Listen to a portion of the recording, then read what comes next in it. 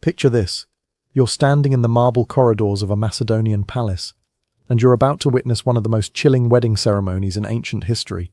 The linen robes feel rough against your skin as you watch a woman adjust the golden diadem that marks her as queen. Her hands shake, not from fear but from rage that she must swallow like bitter wine. Through the marble columns of the palace at Pella, you can see the Macedonian nobles gathering in the courtyard below, their voices rising in celebration of what they believe to be her triumph. If only they knew the truth. You're watching Arsinoe II, one of the most powerful women of the ancient world, as she marries her own half-brother, Ptolemy. They call him Ceraunus, Thunderbolt, for his swift and brutal ambitions, stands beside her, his arm possessively encircling her waist. His grip is too tight, his smile too sharp. The wedding crown he placed upon her head moments ago looks like a shackle. He promised her safety for her sons, promised to acknowledge them as heirs to his stolen throne of Macedonia. But you can see the hunger in his eyes, the same hunger that drove him to murder Seleucus and seize these lands. You know what he truly wants, not a wife, but the elimination of rivals. Her 3 sons from her first marriage represent threats to his rule, and despite his honeyed words, you can almost smell the blood already on his hands. The priests chant in Greek, invoking Zeus and Hera to bless this union. How ironic those divine siblings whose marriage the poets sing of, while the assembled nobles pretend not to see the revulsion in her eyes. This is not the first time she has been traded like a precious gem to secure an alliance. At 15, her father Ptolemy handed her to Lysimachus, a man old enough to be her grandfather. Now at 40, she is currency once again. Watch as the wine tastes like ash in her mouth, while they perform the ritual toasts. Around them the court celebrates, but she is already planning.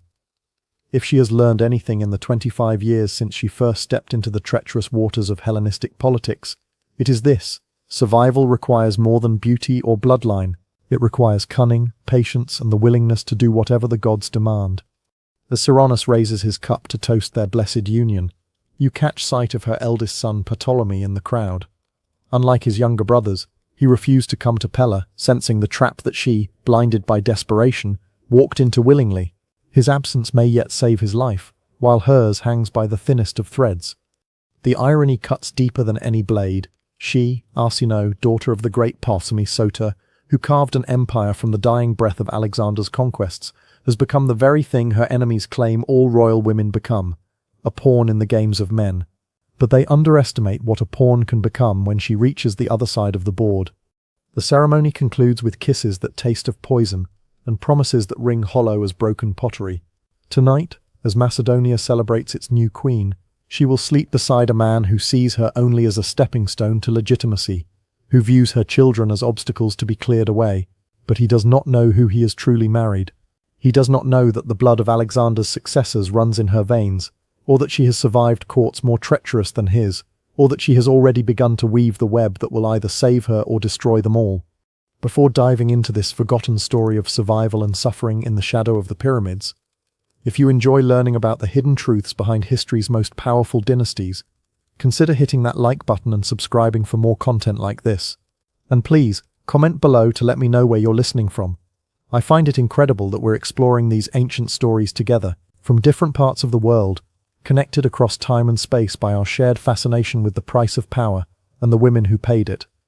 The story of Arsinoe II begins not with love or even desire, but with the cold mathematics of empire. Born around 316 BCE in the gleaming new city of Alexandria, she entered a world where bloodline was both privilege and prison. Her father Ptolemy I Soter was one of Alexander the Great's most trusted generals, a man who had helped carry the world conqueror's body from Babylon and then carved out his own kingdom from the chaos that followed. In the marble corridors of the Ptolemaic palace, young Arsinoe would have learned early that her beauty was not her own. It belonged to the dynasty.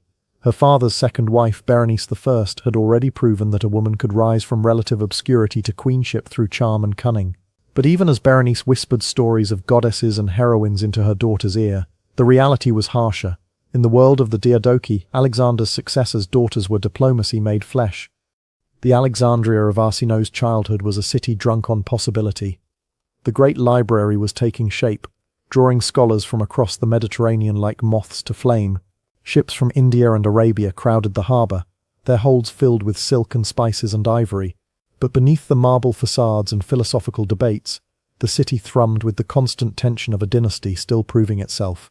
The Ptolemies were Greeks ruling Egyptians, Macedonians playing at being pharaohs, and every day brought fresh challenges to their legitimacy. Arsinoe grew up bilingual, speaking Greek in the palace but learning Egyptian from the servants who raised her. She would have watched the daily rituals in the temple precincts, seen the priests perform ceremonies that stretched back 3,000 years. Even as a child, she understood that Egypt was different from the other Hellenistic kingdoms. Here the king was not just a ruler but a god, the earthly embodiment of divine power, and gods, as every Egyptian knew, had their own rules about marriage and bloodline. The priests told stories of Isis and Osiris, the divine siblings whose union had created the cosmic order. Isis, the great mother goddess, had married her brother Osiris, the lord of the underworld, and their love had become the foundation of Egyptian religion. To the native Egyptians, sibling marriage among the gods was not scandalous, it was sacred, but to the Greeks, it was an abomination that violated the natural order. When Arsinoe was 15, her father made the decision that would define her life. The year was 3001 BCE, and the Diadochoi were still fighting over the remnants of Alexander's empire. Lysimachus, the king of Thrace, needed allies against his rivals, and Ptolemy I needed to secure his eastern borders. The solution was simple: marriage. Lysimachus was 55 years old, a grizzled veteran who had fought beside Alexander from the Danube to the Indus. His body bore the scars of 100 battles, including the famous encounter with a lion that had given him his nickname.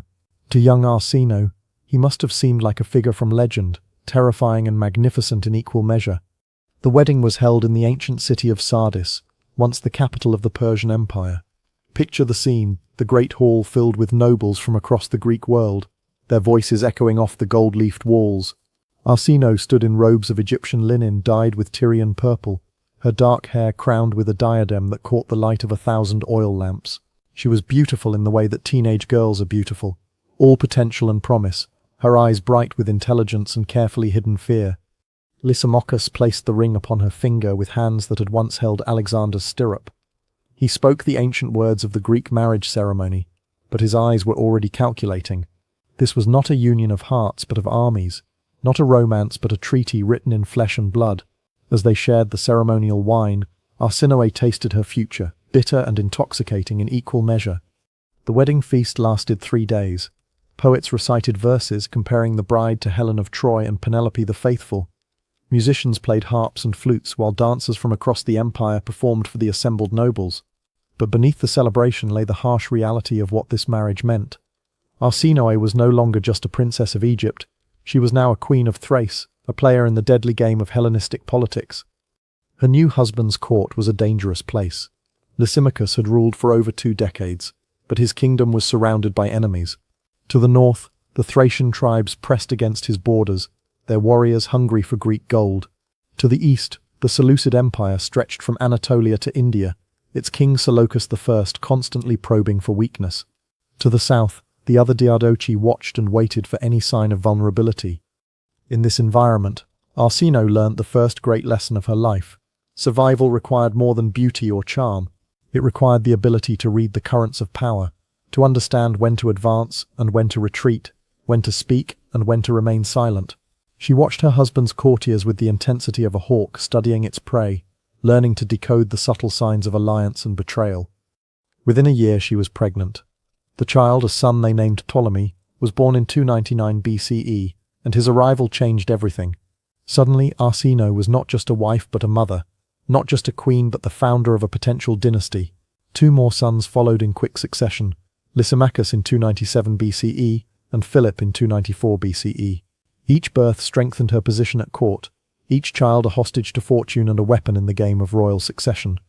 But Lysimachus already had an heir, his son Agathocles, born of his first marriage. As Arsinoe's sons grew from infants to toddlers to young boys, the question of succession began to dominate court politics. Who would inherit the kingdom? The older son, born of a commoner, or the younger sons born of a princess of Egypt? The whispers started slowly. Servants spoke in hushed tones about the Egyptian queen's ambitions.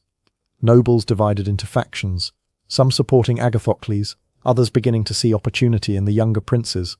Arsinoe found herself at the center of a web of intrigue that grew more complex with each passing year. She began to understand the true nature of her position. She was not just a queen, she was a foreign queen. a woman whose loyalty was always suspect, whose children represented a threat to the established order. The court that had welcomed her with celebration now watched her with suspicion. Every word she spoke was analyzed for hidden meaning, every gesture interpreted as a sign of plotting. The pressure was enormous. Imagine being a young woman in her 20s, far from home, responsible for 3 small children, surrounded by enemies who smiled to her face and whispered poison behind her back. The weight of expectation pressed down on her like a physical force. Her father had invested Egypt's future in this marriage, and failure would mean more than personal disgrace. It would mean the weakening of the entire Ptolemaic dynasty. So Arsinoe learnt to play the game. She cultivated allies among the court ladies, using her Egyptian gold to buy loyalty. She patronized philosophers and poets, creating a circle of intellectuals who praised her wisdom and beauty. She participated in religious ceremonies, showing respect for the local gods while maintaining her own Egyptian practices. And slowly, carefully, she began to build a power base independent of her husband. The crucial moment came in 283 BCE, when Arsinoe's eldest son Ptolemy reached the age of 16. By Greek custom, he was now old enough to be considered for the succession. The question could no longer be avoided: who would inherit Lysimachus's kingdom? The old king was now 73, his hair white as snow, his step no longer steady. He had ruled for 39 years, longer than Alexander had lived, and the weight of those decades showed in every line of his face. But his mind remained sharp, and he understood the choice before him: support his eldest son Agathocles, and risk alienating his powerful Egyptian allies; support Arsinoe's sons, and risk civil war with Agathocles' supporters. What happened next would be debated by historians for centuries. Some claimed that Arsinoe seduced her husband into eliminating his rival. Others argued that she simply presented him with political realities he could not ignore. The truth, as always in these ancient stories, was probably more complex than either version. What we know for certain is that in 283 BCE, Agathocles was arrested on charges of treason. The evidence against him was thin: a few intercepted letters, some suspicious meetings, the testimony of witnesses who may have been bribed or coerced. But in the world of Hellenistic politics, the appearance of guilt was often enough. Within days, Agathocles was dead, executed on his father's orders. The court reeled from the shock. Agathocles had been popular among the nobles, a proven military commander who had fought beside his father in numerous campaigns. His execution sent a clear message: Arsinoe's sons were now the heirs to the throne, and anyone who opposed them did so at their peril. But the victory came at a terrible cost. Agathocles' death split the kingdom, creating factions that would never truly reconcile. Many of the old nobles, the men who had served Lysimachus since the beginning, now saw Arsinoe as a foreign sorceress who had corrupted their king. The whispers grew louder, more venomous. She was called a second Medea, a woman who would destroy everything she touched in pursuit of power. The external enemies of the kingdom sensed weakness.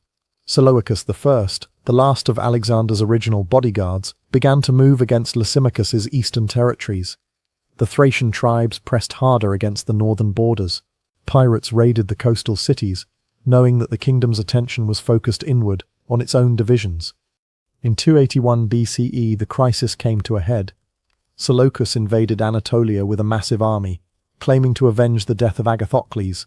Lysimachus, despite his age, took the field one last time. At the Battle of Corupedium, the 2 old men, both now in their 70s, faced each other in what would be the final confrontation of their generation. The battle was a disaster for Lysimachus. His army, weakened by years of internal strife, crumbled under the Seleucid assault. The old king himself fell in the fighting, his body pierced by a dozen spears. With his death, the kingdom of Thrace collapsed like a house built on sand. Arsinoe, now a widow at 35, found herself in the most dangerous position of her life. She had 3 young sons to protect, but no army to defend them. The kingdom her husband had built was dissolving around her, torn apart by ambitious generals and vengeful nobles. Seleucus was advancing on the capital, and there was nowhere to run. But Arsinoe had not survived 20 years of court intrigue by being passive. Even as the news of her husband's death reached her, she was already planning her next move. She gathered her most loyal supporters, secured what treasure she could carry, and prepared to make her escape. The woman who had once been carried to Sardis in a bridal litter now faced the prospect of fleeing for her life. The irony was bitter. She had played the game of power as well as any man, had sacrificed her stepson to secure her children's future. had endured decades of suspicion and hatred, and now, in the moment of crisis, she found herself with no choice but to run. The journey to safety was harrowing. Picture a royal caravan moving through the night, torches flickering in the darkness, the sound of horses' hooves muffled by the sand. Arsinoe rode with her 3 sons, Ptolemaic, now 17, Lysimachus, 15, and Philip, 12. They were no longer princes but refugees, their royal robes exchanged for the rough clothes of travellers. Behind them, the kingdom burned. Seleucus had taken the capital, and his soldiers were methodically hunting down anyone connected to the old regime. Arsinoe's supporters were being executed or enslaved. The cities that had once celebrated her arrival now opened their gates to her enemies. But Seleucus himself would not live to enjoy his victory. Even as Arsinoe fled westward, another drama was unfolding. Ptolemy Ceraunus, her half-brother, the son of her father's first marriage, had been living in exile at Seleucus's court. The old king had promised to help him regain his birthright, to install him as ruler of Macedonia, but Ceraunus was impatient and ambitious and utterly ruthless. At the very moment of triumph, as Seleucus prepared to cross into Europe, Seraphusin struck. He murdered his host and benefactor, claiming the army and the throne of Macedonia for himself. The last of Alexander's original companions was dead, killed by a man young enough to be his grandson. The news reached Arsinoe as she sheltered in a harbour town on the Aegean coast. Her half-brother, the man who had been passed over for the succession in Egypt, who had nursed his grievances in foreign courts for decades, was now king of Macedonia, and he was offering her marriage. The proposal was delivered by a messenger who spoke in honeyed words about reconciliation and family unity. Ceraunus promised to acknowledge her sons as his heirs, to give them the kingdom that Lysimachus had lost. He spoke of love and destiny, of the need for the Ptolemaic bloodline to rule in Macedonia as it ruled in Egypt. Arsinoe listened to these words with a face like stone. She had heard such promises before, from Lysimachus, from countless courtiers and generals. She knew the weight of royal promises, knew how quickly they could be forgotten when convenience demanded it. But she also knew that she had no choice. Her sons needed protection, and she needed a throne from which to provide it. The decision to accept Ceraunus's proposal was the most difficult of her life. She was not a naive girl this time, but a woman of 40 who had seen the full horror of what men could do when power was at stake. She knew that marrying her half-brother was a desperate gamble, that she was walking into a trap with her eyes wide open. But what choice did she have? To refuse would mean perpetual exile, a life of wandering from court to court, watching her sons grow up as pensioners dependent on others' charity. To accept meant risking everything on the hope that blood might mean something, that family ties might prove stronger than political calculation. As she prepared to leave for Macedonia, Arsinoe made one final decision. She sent her eldest son Ptolemy away to the court of a distant ally. If disaster struck, at least one of her children might survive to carry on the bloodline. It was a mother's wisdom, born of bitter experience and desperate love. The wedding took place in Pella, the ancient capital of Macedonia, in the shadow of the palace where Alexander had been raised. The ceremony was magnificent. Ceraunus spared no expense in demonstrating his legitimacy. But underneath the gold and purple, the music and dancing, lay the cold reality of political necessity. Arsinoe stood beside her half-brother, as the priests performed the ancient rituals. They were children of the same father but different mothers, products of Ptolemy I's multiple marriages. In Egyptian tradition, such unions were not only acceptable but sacred, a reflection of the divine marriages that maintained cosmic order. But to the Greeks there was something unsettling about this match, something that spoke of desperation rather than destiny. The wedding feast lasted 3 days, but the honeymoon was measured in hours. On the very night of their marriage, Ceraunus revealed his true intentions. He had married Arsinoe not for love or even political alliance, but to eliminate the threat her sons represented. With her safely in his power, he could deal with her children at his leisure. The betrayal was swift and brutal. Ceraunus's soldiers surrounded the palace quarters where Arsinoe's 2 younger sons were staying. The boys Lysimachus and Philip, aged 15 and 12, were dragged from their beds and murdered in front of their mother's eyes. Their blood stained the marble floors of the palace where Alexander had once played as a child. Arsinoe's screams echoed through the halls of Pella, a sound that would haunt the palace for generations. But her grief was a luxury she could not afford. Even as her sons' bodies were being dragged away, she was planning her escape. The woman who had survived 2 decades of court intrigue was not about to let this betrayal be her end. She had learned from her father's example. Ptolemy I had escaped from impossible situations by being faster and more ruthless than his enemies. Now, as guards watched her every move and servants reported her every word, Arsinoe began to plot her own survival. The escape was worthy of a novel. Using loyal servants and the underground network of slaves and freedmen that existed in every palace, she managed to slip away from Pella in the dead of night. She was disguised as a servant, her royal robes exchanged for rough wool, her jeweled diadem replaced by a simple headscarf. Behind her she left a decoy, a slave woman who bore a passing resemblance to the queen, who would buy precious hours before the deception was discovered. The journey to safety was a nightmare of narrow escapes and hidden dangers. Ceraunus's soldiers were everywhere, searching for the woman who had humiliated their king by escaping his trap. Arsinoe moved through the shadows, helped by a network of supporters who risked their lives to shelter her. Some were motivated by loyalty, others by gold, but all understood that they were participants in a drama that would be remembered for centuries. Her destination was the island of Samothrace, a sacred place where the ancient mystery religions offered sanctuary to those who sought it. The island's temples were protected by customs older than the Greek cities, older than the Macedonian kingdom. Even Ceraunus would not dare violate the sacred precinct of the great gods. As her ship approached the rocky shores of Samothrace, Arsinoe must have felt the full weight of her losses. She had been married 3 times, borne 3 sons, ruled as queen of 2 kingdoms. Now she was a refugee, dependent on the charity of priests and the protection of ancient laws. 2 of her sons were dead, murdered by her own half-brother. The 3rd was in exile, his future uncertain. But Arsinoe was not a woman to be defeated by disaster. Even as she grieved for her lost children, she was already planning her next move. She had 1 card left to play, 1 last chance to rebuild her life and secure her legacy. Her youngest brother, Ptolemy II, now ruled Egypt as pharaoh. If she could reach Alexandria, if she could convince him to take her in, she might yet find a way to survive. The journey from Samothrace to Alexandria was fraught with danger. Ceraunus's ships patrolled the northern Aegean, while pirates infested the southern waters. But Arsinoe had learned to be resourceful, to use every advantage available to her. She travelled in disguise, sometimes as a merchant's wife, sometimes as a pilgrim seeking religious instruction. Her beauty, once her greatest asset, was now hidden beneath rough clothes and careful makeup. When she finally reached the harbour of Alexandria, the city of her birth, she must have felt a complex mixture of emotions. This was home, but it was also the place where her exile had begun 40 years earlier. The palace where she had played as a child was now ruled by a brother she barely knew, a man who had been an infant when she was married to Lamosimachus. Ptolemy II Philadelphus was 36 years old, a scholar and administrator who had inherited his father's kingdom but not his military genius. Egypt was prosperous under his rule, its trade routes secure, its temples magnificent, but the pharaoh himself was a cautious man, unwilling to take the risks that had made his father great.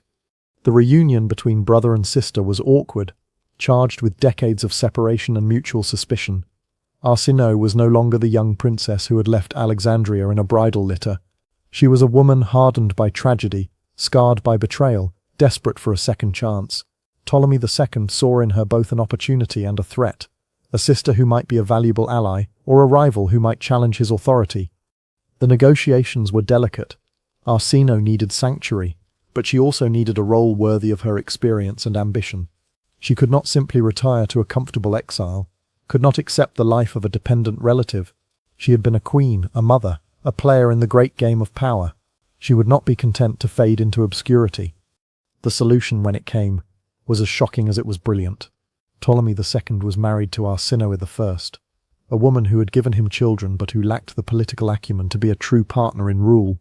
If he were to divorce his wife and marry his sister, he would gain not just a queen but a co-ruler, someone who understood the complexities of Hellenistic politics as few others did. The idea of sibling marriage was not new to Egypt. For 3,000 years the pharaohs had occasionally married their sisters, following the example of the gods themselves. Isis and Osiris, the divine couple who ruled the underworld, were brother and sister. Their union was not seen as incestuous but as sacred, a reflection of the cosmic order that kept the universe in balance. But the Ptolemies were Greek, and to the Greeks, sibling marriage was an abomination. It violated the natural order, offended the gods, and threatened the stability of society. No Ptolemaic ruler had ever married a full sibling. though they had occasionally married half-siblings or cousins. The decision to break this taboo was not made lightly. Ptolemy II understood that he was crossing a line that could never be uncrossed, that he was setting a precedent that would define his dynasty for centuries to come. But he also understood the advantages. By marrying Arsinoe, he would be following the example of the pharaohs, claiming the divine authority that came with sacred marriage. He would be demonstrating that the Ptolemies were not just Greek kings ruling Egypt, but true pharaohs, inheritors of the most ancient traditions. The announcement of the engagement sent shockwaves through the Greek world. Poets and philosophers debated the morality of sibling marriage, while politicians calculated the implications for their own kingdoms. Some saw it as a sign of Egyptian decadence, proof that the Ptolemies had been corrupted by their foreign subjects. Others recognized it as a masterstroke of propaganda, a way of claiming legitimacy that no other Hellenistic dynasty could match. The wedding itself was a magnificent affair, designed to emphasize the divine nature of the union. The ceremony took place in the great temple of Ptah in Memphis, the ancient capital of Egypt, where pharaohs had been crowned for millennia. The rituals were Egyptian rather than Greek, emphasizing the sacred nature of the marriage and the divine status of the couple. Arsinoe, now 41 years old, stood beside her 26-year-old brother as the high priest of Pert performed the ancient ceremonies. She wore the double crown of Upper and Lower Egypt, the symbol of pharaonic authority that had been worn by rulers since the time of Menes. Her brother wore the traditional regalia of a pharaoh, the crook and flail that symbolized his role as shepherd of his people. The hymns sung that day were ancient beyond reckoning, texts that had been old when the pyramids were built. They spoke of divine marriage, of the union between earth and sky, between order and chaos. They proclaimed that the royal couple were no longer merely human, but had become gods, worthy of worship and veneration. The Greek inhabitants of Alexandria were scandalized, but they were also awed. They had never seen anything like this ceremony, had never witnessed the full pageantry of pharaonic religion. The Ptolemies had always maintained a careful balance between their Greek and Egyptian identities, but now they were declaring themselves fully Egyptian, fully pharaonic. The marriage transformed both partners. Ptolemy II became Ptolemy Philadelphus, the brother-lover, a title that was both description and boast. Arsinoe became Arsinoe Philadelphus, the sister-wife who shared in the divine authority of the pharaoh. Together they were the Theoi Philadelphoi, the sibling-loving gods who ruled Egypt as Isis and Osiris ruled the underworld. But the transformation was more than ceremonial. Arsinoe brought to the marriage decades of experience in the deadly game of Hellenistic politics. She had survived the courts of Lysimachus and Ceraunus, had seen kingdoms rise and fall, had learned the art of survival in a world where weakness meant death. Now, for the first time in her life, she was in a position to use that knowledge without fear. The new queen threw herself into the work of government with an energy that amazed her subjects. She accompanied Ptolemy on his tours of the kingdom, helping to settle disputes and manage the complex relationships between the various ethnic groups that made up Egypt's population. She patronized the arts and sciences, continuing the tradition of intellectual patronage that had made Alexandria the center of learning in the ancient world. But her greatest contribution was in the realm of foreign policy. The Hellenistic world was more dangerous than ever, with new powers rising to challenge the old order. The Romans were expanding their influence in the western Mediterranean, while the Parthians were pressing against the eastern borders of the Seleucid Empire. The Ptolemies needed to navigate these treacherous waters with skill and cunning. Arsinoe understood the importance of divine imagery in projecting power. Under her influence, the royal couple began to appear on coins and monuments as gods, their images associated with the traditional deities of Egypt. They were shown receiving offerings from the people, blessing the land with their divine presence, maintaining the cosmic order through their sacred union. The policy worked. Egypt's subjects, both Greek and Egyptian, began to see their rulers not just as foreign conquerors but as legitimate pharaohs, inheritors of a tradition that stretched back to the dawn of civilization. The divine marriage had given the Ptolemies something that no other Hellenistic dynasty possessed, a claim to authority that was both political and religious, both Greek and Egyptian. But the personal cost was enormous. Arsinoe had sacrificed everything, her first marriage, her children, her youth, to reach this position. She had endured decades of exile and betrayal, had watched her sons murdered before her eyes, had fled for her life across the Mediterranean. Now in the twilight of her life, she had achieved the ultimate prize, a share in divine authority, a place among the gods themselves. The marriage produced no children, but it didn't need to.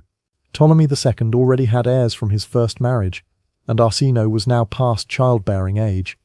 What mattered was not biological reproduction, but political and religious transformation. The Ptolemies had become something new, something that transcended the ordinary boundaries of human authority. As Arsinoe stood in the palace of Alexandria, wearing the crown of the pharaohs, she must have reflected on the strange journey that had brought her to this moment. She had been a pawn in her father's diplomatic games, a trophy wife to an aging king, a victim of her half-brother's murderous ambition, but she had also been a player in her own right, a woman who had used every tool available to her, beauty, intelligence, ruthlessness, and sheer determination to survive and ultimately triumph. The tradition she established would outlast her by centuries. Future Ptolemaic rulers would follow her example, marrying their siblings to maintain the divine authority of the dynasty. The practice would reach its culmination in the most famous of all Ptolemaic queens, Cleopatra VII, who married two of her brothers in succession and used the prestige of her divine ancestry to challenge Rome itself. But that is a story for another day. For now, as we watch Arsinoe in her moment of triumph, we must marvel at the price she paid for power and the ruthless determination that carried her through decades of suffering to this final vindication. She had been forced into incest not once but twice, had been used as a tool of dynastic policy from childhood to middle age, but in the end she had transformed that victimization into victory, that suffering into strength. The woman who had once cowered in a Macedonian palace as her children were murdered, now stood as a goddess in the land of the pharaohs, her authority unchallenged, her legacy secure. She had paid the ultimate price for power, but she had also achieved the ultimate reward, immortality, not just in the memory of historians but in the religious traditions of the people she ruled. As the sun set over the Nile, casting long shadows across the palace gardens, Arsinoe must have felt a deep satisfaction. She had survived the unsurvivable, had triumphed over impossible odds, had transformed herself from victim to goddess. The girl who had been sold into marriage at 15 had become the woman who redefined what it meant to be a Ptolemaic queen. The bloodline would continue, preserved not through her own children but through the institution she had created. The practice of royal incest, once shocking and unprecedented, would become the defining characteristic of the Ptolemaic dynasty, and future queens would look back to her as the founder of their traditions, the woman who had shown them that survival was possible even in the most desperate circumstances. But the cost, the terrible heartbreaking cost, would never be forgotten. Every future Ptolemaic marriage would carry the echo of her sacrifice. Every divine ceremony would remember the price she paid. She had saved the dynasty, but she had lost herself in the process, had become a symbol rather than a person, a goddess rather than a woman. The tragic irony was complete. In seeking to preserve her humanity through the protection of her children, she had been forced to sacrifice her humanity to become a god. In fighting to remain a mother, she had been compelled to become a myth. The woman who had wanted nothing more than to protect her family had ended up founding a tradition that would consume countless families in the centuries to come. As night fell over Alexandria, the city settled into the rhythm that would define it for the next 3 centuries. In the palace, the divine couple performed their sacred duties, maintaining the cosmic order through their union. In the temples, priests offered prayers for the health and prosperity of the Theoi Philadelphoi. In the streets, merchants and scholars, farmers and fishermen, went about their lives under the protection of gods who had once been human. And somewhere in the shadows of memory, the ghosts of 2 murdered boys played in the gardens of their childhood, their laughter echoing across the centuries, like a reminder of the price that power always demands. The tradition Arsinoe had established would outlive her, but it would never escape the blood that had watered its roots. The story was far from over. The Ptolemaic dynasty would continue for another 2.5 centuries, producing rulers who would be remembered as some of the most brilliant and most depraved in human history. But they would all trace their traditions back to this moment, to this woman, to this terrible and necessary transformation of victim into goddess. The years that followed the divine marriage were a study in the complex dance between power and its price. Arsinoe II, now in her 40s, threw herself into the role of pharaoh queen with the fervor of someone who understood that this might be her last chance to leave a lasting mark on history. She had learned from her previous marriages that survival meant more than simply enduring, it meant becoming indispensable. The royal couple's first major test came with the outbreak of the First Syrian War in 274 BCE. The Seleucid Empire, still reeling from the chaos following Seleucus's murder, was being torn apart by rival claimants to the throne. Antiochus I, the legitimate heir, found himself challenged by pretenders and rebellious governors who saw opportunity in the empire's weakness.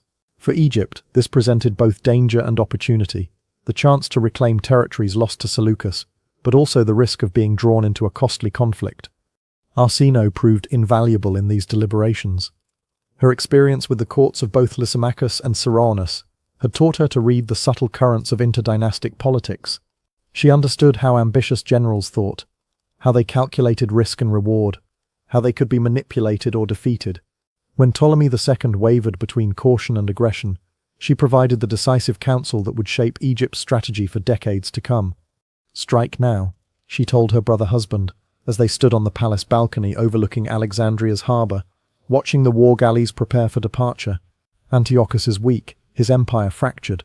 But weakness is temporary. Give him time, and he will consolidate his power. Strike now, while he bleeds from a dozen wounds." Her words carried the weight of bitter experience. She had seen what happened to those who waited too long, who hesitated when fortune offered her gifts. Lysimachus had hesitated before dealing with Agathocles, and that hesitation had cost him everything. Cyrannus had struck swiftly when he murdered Seleucus, but then had grown complacent, allowing his enemies to organize against him. The lesson was clear. In the world of Hellenistic politics, timing was everything. The war that followed validated her counsel. Egyptian forces swept through Palestine and southern Syria, reclaiming territories that had been lost for decades. Cities that had groaned under Seleucid taxation welcomed the Ptolemaic armies as liberators. Arsinoe herself accompanied some of these campaigns, her presence serving both to inspire the troops and to ensure that the victories were properly consolidated. But it was not just military strategy where Arsinoe excelled. She understood something that many of her contemporaries missed: the importance of narrative, of controlling how power was perceived and remembered. Under her influence, the royal court became a center of artistic and literary production, unlike anything seen since the days of Pericles in Athens. Poets like Theocritus were commissioned to write verses comparing the royal couple to Zeus and Hera, emphasizing the divine nature of their union, while making it palatable to Greek sensibilities. "Even as Zeus, the king of the immortals, loves Hera, his sister wife," wrote Theocritus, "so does Ptolemy love his bride." The comparison was deliberate and calculated. If the king of the gods could marry his sister, then surely mortal pharaohs could do the same. But Arsinoe was careful to balance Greek and Egyptian sensibilities. In the temples along the Nile, she and Ptolemy were depicted as Isis and Osiris, the divine siblings whose union maintained cosmic order. The hieroglyphic inscriptions spoke of their marriage in terms that had been sacred for millennia, emphasizing continuity with the pharaonic past rather than innovation or foreign influence.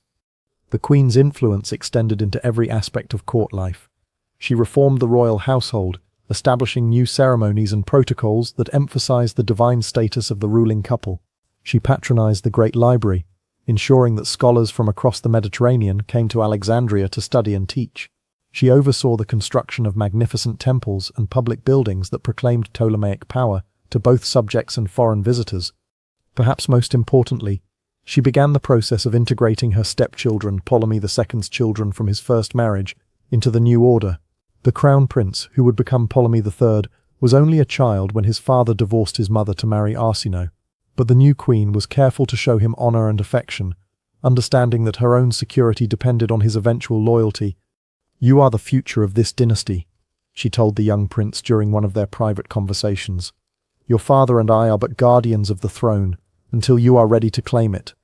Remember that power is not inherited, it is earned, day by day, decision by decision. The gods may have made you a prince, but only your own actions can make you a king." These were lessons born of her own bitter experience. She had seen too many royal children grow up believing that their birth entitled them to rule, only to discover that the world cared nothing for their bloodline if they lacked the strength to defend it. The boy who would become Ptolemy III absorbed these teachings, and they would serve him well when his time came to rule. As the years passed, Arsinoe found herself taking on roles that had traditionally been reserved for men. She attended meetings of the royal council, where her voice carried as much weight as any general or administrator. She received foreign ambassadors, her knowledge of languages and customs proving invaluable in negotiations. She even took part in religious ceremonies traditionally performed only by the pharaoh, sharing in the sacred duties that maintained Egypt's relationship with the gods. The transformation was remarkable. The woman who had once been a pawn in her father's diplomatic games had become a player of equivalent rank to any ruler in the Mediterranean world. Foreign kings sought her favor, knowing that her influence with Ptolemy II was absolute. Scholars dedicated their works to her, recognizing her as a patron worthy of immortal verse. The people of Egypt worshipped her as a goddess, believing that her divine blessing ensured the fertility of their fields and the prosperity of their cities. But perhaps the most significant aspect of Arsinoe's reign was the precedent she established for future Ptolemaic queens. Before her marriage to Ptolemy II, royal women in the Hellenistic world were important primarily as mothers and diplomatic assets. They might wield considerable behind-the-scenes influence, but they rarely held formal power or official titles. Arsinoe changed all of that. She created the template for what scholars would later call Ptolemaic queenship, a model of female rule that combined traditional Egyptian concepts of divine kingship with Hellenistic ideas about royal authority. Future queens like Cleopatra VII would build on the foundation she laid, but they would always acknowledge her as the originator of their power. The irony was not lost on those who knew her story. The woman who had been forced into incestuous marriages as a victim of male political calculations had transformed those very marriages into sources of unprecedented female authority. She had taken the chains that bound her and forged them into a crown. As Arsinoe entered her 50s, she began to contemplate her legacy. She had no children of her own to carry on her bloodline, but she had created something perhaps more lasting, an institution, a tradition, a way of being queen that would endure long after her death. The practice of sibling marriage that had begun with her union to Ptolemy II would become the defining characteristic of the Ptolemaic dynasty, setting them apart from all other Hellenistic rulers. She established a cult in her own honor, something unprecedented for a living queen. Temples were built where she was worshipped as a goddess. Festivals were instituted to celebrate her divine marriage. Priesthoods were created to maintain her sacred rites. These were not merely expressions of royal vanity, they were carefully calculated moves to ensure that her innovations would survive her death. The end came in 270 BCE, when Arsinoe was 46 years old. The cause of her death is lost to history. Perhaps illness, perhaps poison, perhaps simply the accumulated toll of a life lived at the highest levels of stress and danger. What matters is not how she died, but what she accomplished in life. Her funeral was a spectacle worthy of a pharaoh. The procession wound through the streets of Alexandria for days, with representatives from across the Mediterranean world coming to pay their respects. Poets recited verses in her honor, priests performed ceremonies in multiple languages, and the people of Egypt mourned the loss of their divine queen. But even death could not diminish her influence. Ptolemy II, bereft of his partner and co-ruler, established an eternal cult in her honor. She was officially deified as Arsinoe Philadelphus, the brother-loving goddess, and her worship was incorporated into the state religion of Egypt. Temples across the kingdom maintained her sacred fires, and her image appeared on coins and monuments for centuries to come. More importantly, the tradition she had established continued. Future Ptolemaic rulers followed her example, marrying their siblings to maintain the divine character of their authority. The practice became so integral to the dynasty that it was impossible to imagine Ptolemaic rule without it. Each successive generation of sibling marriages was a tribute to her memory, a recognition that she had found the key to legitimacy in a world that respected only power. The tragic irony of her story was complete. The woman who had been victimized by the practice of dynastic marriage had transformed that same practice into a source of unprecedented female authority. She had been forced into incest by the political calculations of men, but she had made incest into a tool for transcending the limitations that those same men had tried to impose on her. As the centuries passed and the Ptolemaic dynasty eventually fell to Roman conquest, historians would debate the morality and wisdom of the tradition Arsinoe had established. Some would condemn the practice of sibling marriage as a corruption of natural law, a sign of decadence that inevitably led to the dynasty's downfall. Others would recognize it as a brilliant adaptation to the unique circumstances of Hellenistic Egypt, a way of maintaining legitimacy in a world of competing claims and divided loyalties. But perhaps the most fitting tribute to Arsinoe II came from an unexpected source. When Julius Caesar arrived in Alexandria and began his affair with Cleopatra VII, he was amazed by the young queen's confidence and authority. "How does she carry herself with such divine assurance?" he reportedly asked one of his advisors. The answer was simple. She was the heir to a tradition that stretched back nearly 3 centuries, to a woman who had transformed victimization into victory, suffering into strength, chains into crowns. Cleopatra ruled as she did because Arsinoe II had shown her how to do it, had created the template for Ptolemaic queenship that made such authority possible. In the end, that may be the most remarkable aspect of Arsinoe's story. She began as a pawn in other people's games, a victim of forces beyond her control, but through intelligence, determination, and an almost superhuman capacity for survival, she transformed herself into something unprecedented in the ancient world, a woman who ruled not just through marriage or motherhood, but through her own merit and authority. The cost had been enormous. She had sacrificed her children, her youth, her peace of mind, and ultimately her humanity to achieve this transformation. She had been forced to become a goddess because being merely human was not enough to ensure survival in the world she inhabited. But the achievement was equally enormous. She had created a new model of female power, had shown that even in the most patriarchal of societies, a woman of sufficient determination could transcend the limitations imposed on her gender. She had proven that victimization need not be permanent, that even the most desperate circumstances could be transformed into opportunities for greatness. As the sun set over the Nile on the day of her funeral, casting long shadows across the temples where she would be worshipped for centuries to come, the mourners dispersed to their homes, carrying with them the memory of a queen unlike any other. She had been the woman forced into incest by her own father's political ambitions, but she had also been the woman who transformed those very ambitions into a source of power that would echo through the ages. The bloodline she had sought so desperately to preserve through her own children lived on instead through the institution she had created. Every future Ptolemaic queen who married her brother, every ceremony that proclaimed the divine nature of royal incest, every coin that bore the image of sibling rulers, all were monuments to her memory, testaments to the price she had paid and the victory she had won. In death as in life, Arsinoe II Philadelphus remained what she had always been, a woman who refused to accept the limitations others sought to impose on her, who transformed every chain into a crown, every defeat into a stepping stone to greater power. She had been the victim who became the goddess, the pawn who became the queen, the woman who showed the world that even incest, the ultimate symbol of powerlessness and exploitation, could be transformed into a source of strength. Her story was over, but her legacy would endure until the last Ptolemaic pharaoh fell to Roman swords, and the dynasty she had helped create finally passed into history. Even then, her influence would survive in the memories of historians and the imagination of poets, a reminder that human beings are capable of transforming even the most horrific circumstances into sources of meaning, purpose, and power. The queen forced into incest by her own father had become the goddess who redefined what it meant to be queen. In the end, perhaps that was victory enough.